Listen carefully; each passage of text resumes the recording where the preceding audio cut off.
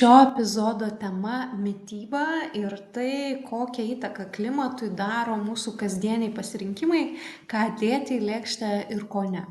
Visų pirma, pradėsiu nuo apžvalgos populiariausių dietų, kurias inspiruoja sentimentai aplinkosaugai, tam, kad galėtume apčiuopti labiau jų skirtumus, o vėliau įvertinti ir poveikį aplinkai ir galbūt net pasirinkti tą mitybos dietą, kuri yra patraukliausia ir labiausiai atitinka jūsų ir mūsų gyvenimo būdą.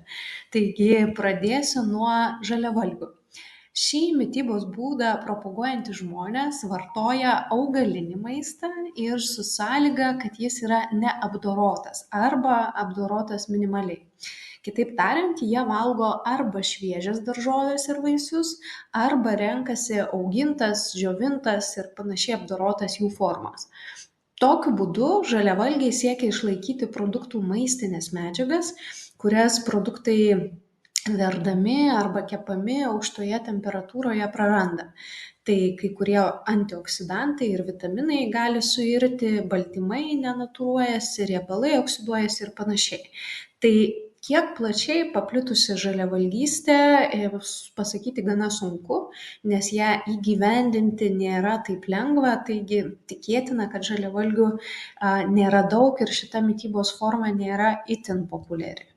Tuo tarpu veganų pasaulyje skaičiuojama apie 3% ir nuo žaliavalgių veganai skiriasi tuo, kad neteikia prioriteto maisto apdorojimo temperatūrai. Tačiau jie taip pat renkasi tik augalinės kilmės maistą ir visiškai atsisako mėsos, žuvies, pieno, kiaušinių, taip pat atsisako ir medaus. Ir veganai taip pat atkreipia dėmesį, kad komercinėje bitininkystėje bitės karalienės labai dažnai yra dirbtinai apvaisinamos arba priverstinai keičiamos, kai sumažėja jų produktyvumas. Ir tai laikoma nenatūralia praktika, kuri nėra suderinama su gyvūnų plačiaja prasme gerove. Dėl to veganai nevartoja medaus, taip pat atidžiai renkasi ir savo kitas gyvenimo sritis, tai pavyzdžiui nenešioja odos, vilnos drabužių, šilko aksesuarų ir kitų tiesiogiai su gyvūnų išnaudojimu susijusių gaminių. Tuo tarpu vegetarai panašūs į veganus tuo, kad irgi renkasi augalinį maistą, tačiau jie šiek tiek kitų principų sprendžia vartoti ar nevartoti gyvulinės kilmės produkciją. Taip apibendrintai galima pasakyti, kad jie valgo tą maistą, kuriam sukurti gyvūnas nebuvo nužudytas. Tai jie vartoja ir pieno produktus, ir kiaušinius, ir medų, o nevartoja paukštienos, žvėrienos, žuvies, paprastai ir jūros gėrybių. Aišku, vegetarizmo yra labai daug skirtingų variacijų, pavyzdžiui, lakto vegetarai, tai jie atsisako kiaušinių, nes arba nepritarė paukštininkystės praktikai, kur taip pat daug yra paukščių, vištų konkrečiai tariant, išnaudojimo, arba jie tokį pasirinkimą jiems lemia religiniai įsitikinimai. Pavyzdžiui, hinduizme kiaušiniai yra laikomi nešvariu arba negrynu maistu, nes jie yra tapatinami su potencialios gyvybės šaltiniu. Yra ir vadinamieji ovo vegetarai, kuriems kiaušiniai yra priimtini kaip baltymų šaltinis, tačiau jie nevartoja pieno produktų, nes vėlgi arba nepritarė gyvulininkystės ūkių praktikoms, arba nori mažinti gyvulininkystės pėdsaką, koks tas pėdsakas šiek tiek vėliau aptarsim, arba netoleruoja laktozės. O tie vegetarai, kurie valgo ir pieną, pieno produktus, ir kiaušinius, vadinami lakto ovo vegetarais arba tiesiog tuo bendriniu vegetarų terminu. Yra ir vegetarų, kuriems per sudėtinga būti tokiais 24/7 režimu, todėl jie vadinami fleksitarais. Aišku, čia šiek tiek šaržuoju, bet toks terminas, kad ir neoficialus, bet yra, ir jis yra skirtas apibūdinti lanksčią mitybą, kada pagrindinę raciono dalį sudaro augaliniai produktai, tačiau retkarčiais yra vartojami ir kiti, tai yra gyvulinės kilmės. Tai vieni žmonės šitą fleksitarizmą mato kaip tarsi pereinamą laiptelį į vegetarizmą, kiti tiesiog mano, kad tai yra praktiškesnis kelionėse ar šiaip įtemptame gyvenimo būde palankesnis mitybos pasirinkimas. Ir tarp fleksitarų irgi matom variacijų, yra pesketarai, kurie renkasi vartoti tik žuvį, bet ne mėsą, yra ir poliotarai, kurie vartoja paukštieną, bet ne kitą mėsą. Yra ir dar naujesnė sąvoka - klimatarai. Kol kas ji irgi nėra oficiali, tačiau šis terminas apibūdina mitybos stilių, kur didžiausias dėmesys yra skiriamas maisto produktų CO2 emisijų pėdsakui ir to pėdsako poveikiui klimato kaitos procesams. Iš to seka, kad klimatarai teikia prioritetą vietiniai produkcijai. Tai yra toje pačioje šalyje arba bent jau tame pačiame regione užaugintam maistui, nes tokiu būdu yra trumpinamas jo kelias nuo lauko iki stalo perkeltine prasme, arba ta logistikos grandinė, o tuo pačiu ir logistikai aprūpinti reikalingo iškastinio kuro kiekiai ir to kuro poveikis aplinkai. Klimatarai taip pat teikia pirmenybę sezoniniam maistui, kuris gali būti suvartotas iškart, kai buvo užaugintas ar sukurtas, nes tokiu būdu irgi yra vengiama įvairiausių energijos sąnaudų, kurių kitu atveju maistui reikia užšaldyti, užkonservuoti ar panašiai. Be to, jeigu mes auginam maistą ne pagal klimatines sąlygas, tai vadinasi mes naudojamės dirbtiniais šiltnamiais. Tiem dirbtiniam šiltnamiam reikia daugiau šviesos, daugiau šilumos. Vadinasi, visa tai yra irgi dideli energijos poreikiai, o šiuo metu dėja pasaulyje energijai kurti vis dar dominuoja taršus, baigtinis iškastinis kuras. Tai jeigu apibendrinant, klimatarą galima atpažinti iš to, kad jis nebūtinai renkasi tik augalinį maistą, jis gali vartoti ir mėsą, tačiau jis kreipia dėmesį, iš kaip toli tas produktas atgabentas ir ar buvo laikomasi aplinkosaugos standartų jį auginant ir kuriant. Na ir yra dar vienas santykinai naujas, jau čia sakyčiau, ne tik mitybos, bet ir gyvenimo būdas - friganizmas.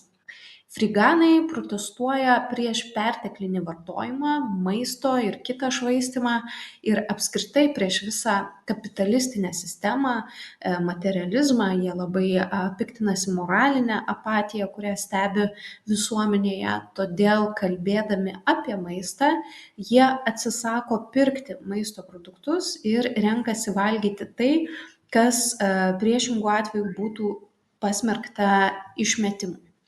Ir labiausiai pagarsėjusi friganų taktika yra ieškoti maisto atliekų konteineriuose, ypač restoranų arba prekybos centrų. Tačiau ne tik tai, jie palaiko dalymąsi. Tai yra įvairias akcijas, kur vyksta maisto mainai arba maistas yra tiesiog dalyjamas. Jie taip pat augina produktus patys arba nuima derlių nuo apleistų sodų, sodybų ir panašiai. Tai friganizmą galima traktuoti ir kaip formą sutaupyti lėšų, ir kaip radikalią maisto švaistymo prevenciją, ir kaip politinį pareiškimą požiūrio į kapitalizmą ir jo ydas išraišką. Na ir jeigu apibendrintume visas išvardintas mitybos dietas arba stilius, matytume, kad jų atmainų yra labai daug ir nors iš pirmo žvilgsnio atrodo, kad jos susijęs su aplinkosauga, tačiau dažnai dominuoja ir daug kitų motyvų, įskaitant ir požiūrį į sveikatinimąsi, įskaitant ir religinius įsitikinimus, etikos supratimą ir netgi politinės pažiūras. Bet tam, kad būtų lengviau atsakyti į klausimą, tai koks yra kiekvienos iš šitų mitybos dietų potencialas mažinti klimato krizę, pirmiausia, labai svarbu suprasti tai, kuriuose etapuose mitybos sistema kaip tokia apskritai tą poveikį klimatui daro. Ir kad galėtume kalbėti apie tai, pirmiausia, svarbu apsibrėžti sąvokas. Taigi, kai kalbame apie klimato kaitą, mes iš principo kalbame apie šiltnamio efekto intensyvėjimą. O tą intensyvėjimą lemia gausėjantis šitą efektą sukeliančių dujų kiekis atmosferoje. Ir būtent apsirūpinimas maistu tiek tiesiogiai, tiek netiesiogiai šitas dujas generuoja. Ir priklausomai nuo to, kokia statistika, kokia skaičiavimo metodika mes remsimės, matysim įvairius skaičius, tačiau bendrai žiūrint, apsirūpinimo maistu sektorius yra atsakingas už 30–40% visų šiltnamio efektą sukeliančių dujų išmetimų pasaulyje. Tai daug ar mažai? Iš principo tai labai daug. Ir maždaug tiek pat taršus šitas sektorius, kiek ir elektros bei šilumos gamyba ir netgi taršesnis už transporto arba pastatų aprūpinimo energija sektorius, jeigu paimtume juos kiekvieną atskirai. Ir prognozuojama, kad šita įtaka tik tai didės ir didės ženkliai būtent dėl augančios populiacijos. Tai kokiuose etapuose tos dujos atsiranda? Iš principo visuose etapuose, bet pirmiausia ir didžiausia dalis susijusi su žemės ūkio veikla ir pirmiausiai su žemės ploto panaudojimu. Kaip žinia, apie 70% žemės planetos paviršiaus sudaro vandenynai ir 30% sausuma. Trečdalis to sausumos ploto nėra tinkama gyvenimui arba kitokiam panaudojimui. Tai ledynai, dykumos, uolos ir kitos nederlingos žemės. O kone pusę, apie 40% to derlingo ploto mes skiriame konkrečiai žemės ūkio veiklai. Likusiame plote derlingos žemės turi sutilpti labai daug. Miškai, krūmynai, miestai ir kita mums žmonėms reikalinga infrastruktūra.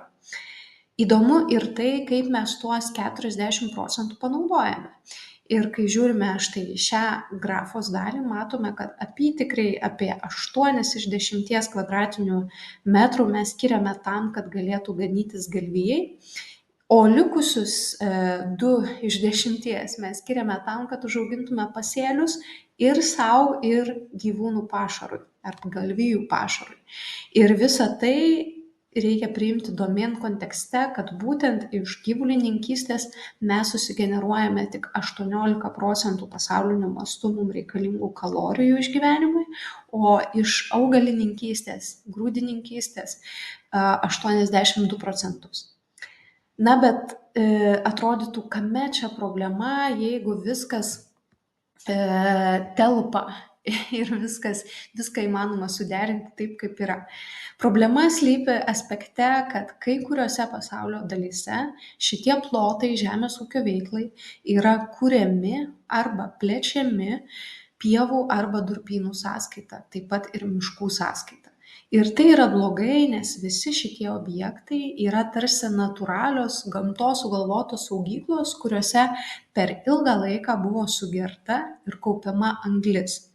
Ir kai žemė yra ariama, ta anglis tarsi atrakinama iš saugyklų ir sugrįžta atgal į atmosferą ir ten jau prisideda prie šiltnamio efekto intensyvėjimo.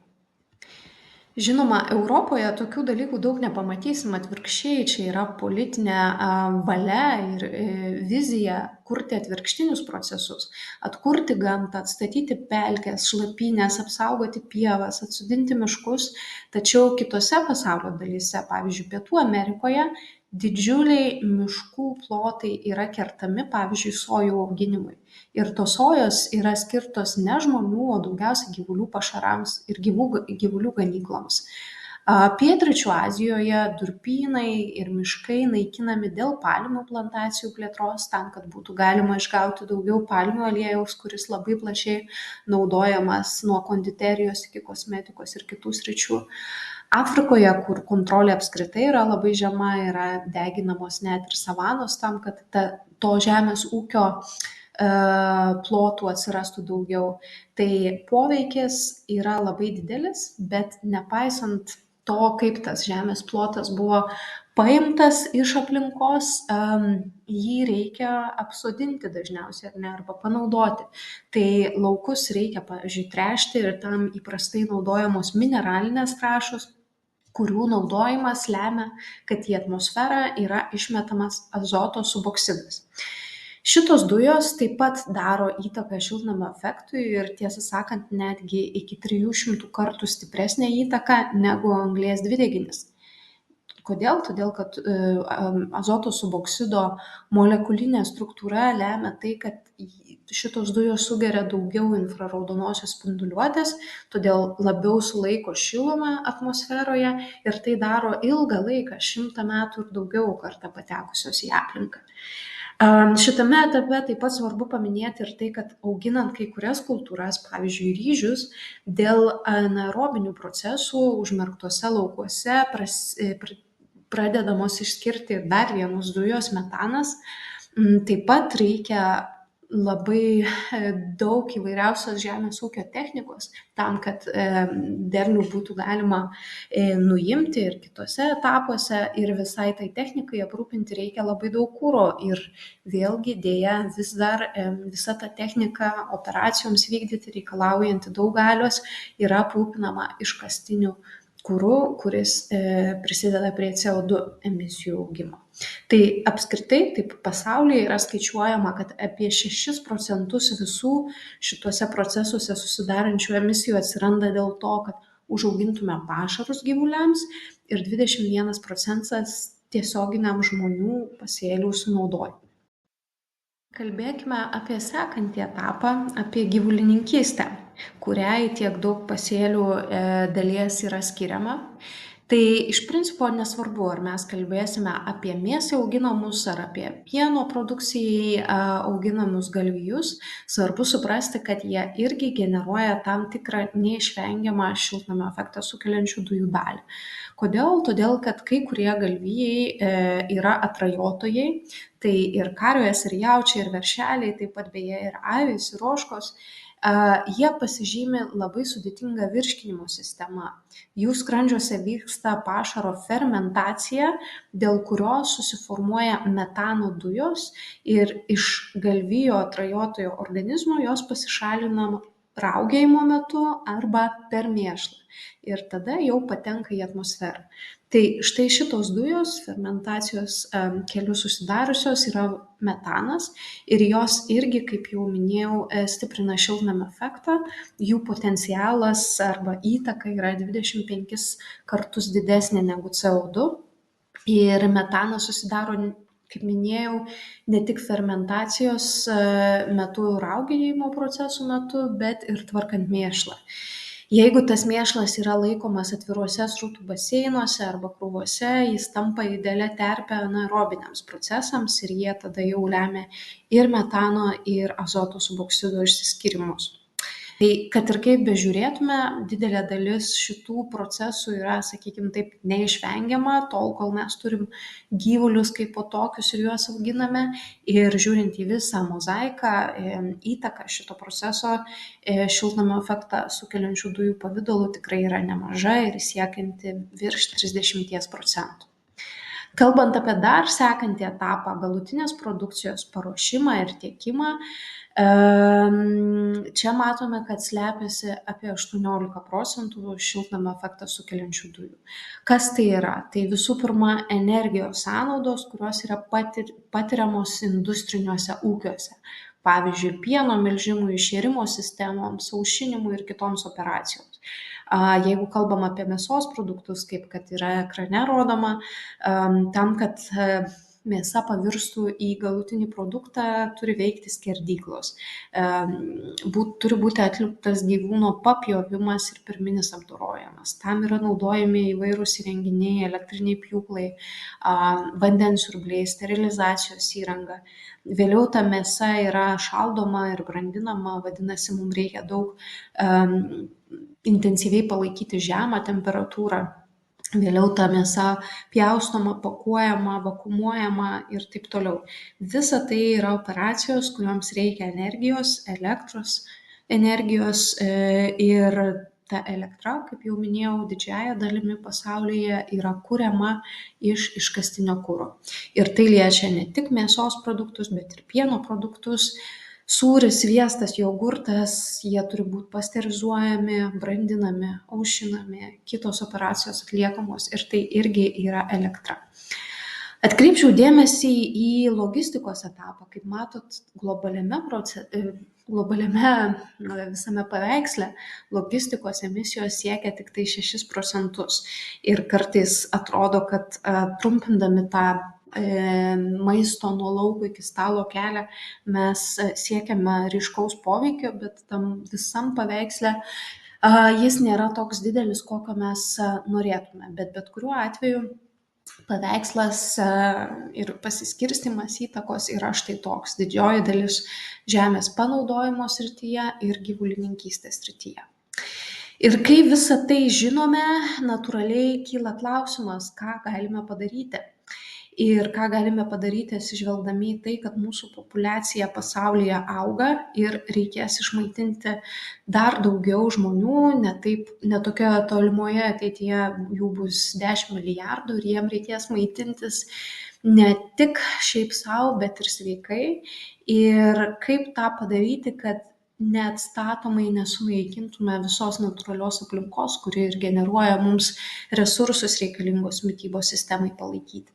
Tai tam, kad būtų atsakyta į šitą klausimą, Jungtinės tautos subūrė geriausius pasaulio mokslininkus į specialią komisiją, kad jie atliktų reikiamus tyrimus ir pateiktų aiškias ir konkrečias rekomendacijas, ką reikėtų keisti, kad mitybos sistema ir žmonijos išlikimas galėtų būti paremtas tvariu, ilgalaikiu modeliu, kuris būtų draugiškas ir sveikatai žmogaus, ir sveikatai planetos plačiaja prasme.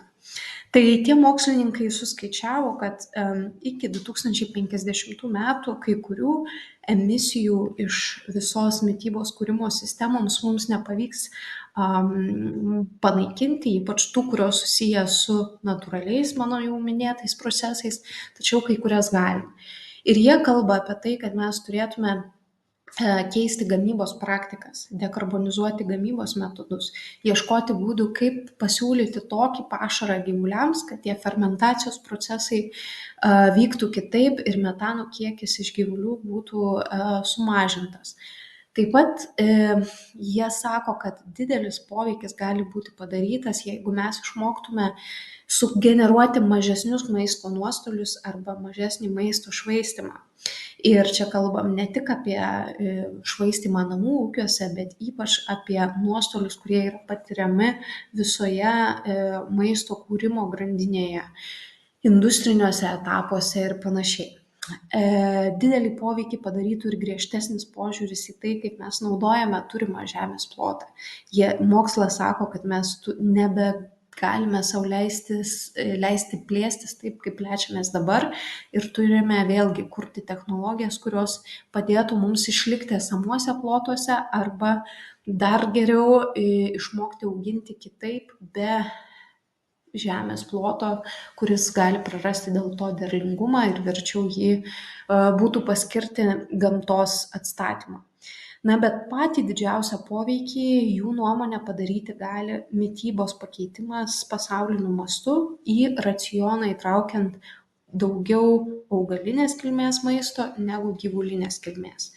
Kaip tai atrodo konkrečiai? Šitie mokslininkai netgi parengė vadinamąją planetinę sveikatos dietą ir tokią lėkštės išklotinę, kurioje matyti, kad norėdami užtikrinti sveikatą ir savo, ir planetai ilgalaikę prasme, mes turime pasiekti, kad toje lėkštėje kasdieninėje dominuotų augalinės kultūros. Vaisiai, daržovės, ankštinės kultūros, augaliniai baltymai, nesmulkinti grūdai. Gyvulinės kilmės produkcija tebegali būti vartojama, tačiau tie kiekiai, kurie yra priimtini, turi ženkliai mažėti, mažiausiai perpus. Tai mes vis dar galėtume vartoti mėsą nedideliais kiekiais, labiau koncentruotis galbūt į pieno produktus, bet tai negali viršyti daugiau negu 1/4 tos kasdieninės maisto suvartojimo normos. Tai jeigu visas pasaulis galėtų pereiti prie tokio mitybos būdo, mūsų kaip žmonijos poveikis klimatui per artimiausius 10 metų galėtų sumažėti daugiau negu 60%. Ką dar galim padaryti be mitybos keitimo, tai prisidėti prie maisto švaistymo mažinimo ir patarimai čia ganėtinai elementarūs. Visų pirma, planavimas. Tam, kad mes išvengtume spontaniškų, perteklinių pirkinių, reikia tą apsipirkimo procesą padaryti maksimaliai efektyvų, tam, kad pirktume tik tiek, kiek iš tiesų tuo metu norime ir galime suvartoti. Kai jau įsigyjame maistą, labai svarbu laikyti jį tinkamai, kad jis anksčiau laiko nevirstų atlieka. Ir tam svarbu užtikrinti tinkamą temperatūrą šaldytuve, taip pat greičiau gendančius produktus statyti į gerai matomas pozicijas šaldytuve, tam, kad nepamirštume, ko turime ir galėtume tą maistą sunaudoti laiku. Kalbant apie sunaudojimą laiku, labai svarbu atpažinti galiojimo datų žymėjimą. Geriausias iki frazė apibūdina dažniausiai kokybės garantiją. Ir tai reiškia, kad net ir pasibaigus tai datai maistas dar yra tinkamas vartoti. Nebūtina jo išmesti. Tuo tarpu tinka vartoti iki frazė skirta būtent tam, kad pabrėžtų saugumo garantiją. Dar vienas iš patarimų galėtų būti kūrybiškiau pasižiūrėti į maisto likučius. Dabar internete gausu įvairiausių platformų, kurios leidžia suvesti turimus šaldytuve maisto likučius ir iš jų sukuria patrauklų receptą tam, kad maistas nekeliautų į šiukšliadėžę, o būtų panaudotas naujiems patiekalams sukurti. Dar viena išeitis, kai jau turime maisto perteklių, patiekalų perteklių, tai yra dalintis. Galbūt pavaišinti kaimynus, draugus, galbūt ir nepažįstamus žmonės. Ir dabar pasaulyje, o taip pat jau ir Lietuvoje atsiranda tokios iniciatyvos kaip bendruomenių šaldytuvai. Tai atvirose erdvėse paliekami šaldytuvai, kur tu turėdamas per daug iškepto pyrago ar kito patiekalo gali atnešti į šaldytuvą, o iš jo jį pasiims nebūtinai friganas, o galbūt paprasčiausiai studentas, kuriam tą mėnesį trūksta lėšų, ar galbūt tiesiog skubantis ir dirbantis žmogus, kuris nori naminio maisto ir mielai jį suvartotų negu kokį nors pusfabrikatį. Tai Lietuvoje tokių šaldytuvų jau yra, pavyzdžiui, Vilniuje, Antakalnio mikrorajone, Sapiegų parke, miesto laboratorijos kuruojama iniciatyva, bet jų tikrai gali rastis ir jūsų kaiminystėje arba biuruose ir kitose erdvėse, tam, kad mes vietoj išmetimo pasidalintume. Na, o kai išmesti jau tampa neišvengiama alternatyva, labai svarbu kompostuoti. Tai yra naudotis atskiro virtuvės atliekų surinkimo sistemomis, nes iš tų atliekų gali būti gaminamas kompostas ir vėliau ta medžiaga naudojama arba žemės ūkyje, arba energijai sugeneruoti vėlgi per biodujų mechanizmą. Daugybė žmonių prisideda ne tik prie vartojimo namuose, bet ir prie vartojimo viešose erdvėse. Ir jeigu jūs esate vieni iš tų, kurie atsakingi už renginių organizavimą, keletas patarimų jums būtų tokie. Racionalizuoti meniu, tai yra garantuoti, kad meniu būtų arba vegetariškas, arba veganiškas, tai yra visiškai augalinis.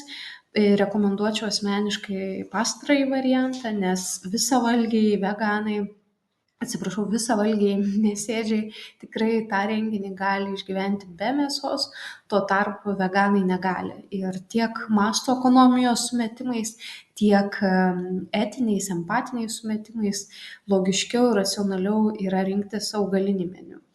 Taip pat jis turėtų būti iš sezoninių produktų su žemu pėdsaku, turi būti patiekiama švediško stalo principu, nes daugybė statistikos rodo, kad tai padeda išvengti atliekų labiau negu porcijinė sistema.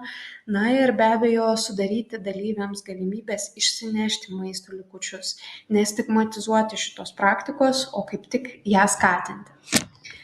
Ką dar galime padaryti kiekvienas, tai yra balsuoti pinigine. Jeigu leidžia galimybės įsigyti tas maisto prekes, kurios yra sertifikuotos, vadinasi patikimai įvertinta, kad jos yra pagamintos, užaugintos arba sukurtos aplinkai draugišku keliu. Taip pat, jeigu renkatės investuoti, ir turite tokią galimybę, ieškokite galimybių paremti maisto ir žemės ūkio inovacijas kuriančius verslus. Na ir nebijokite aktyvizmo, reikalauti, kad sistema veiktų taip, kad įsigyti aplinkai draugišką produkciją, ją vartoti kainuotų pigiau ir būtų patraukliau negu kad taršiai pagamintas prekes. Na ir visiškai apibendrinimui pacituosiu tų pačių mokslininkų atliktą tyrimą arba mintinį eksperimentą.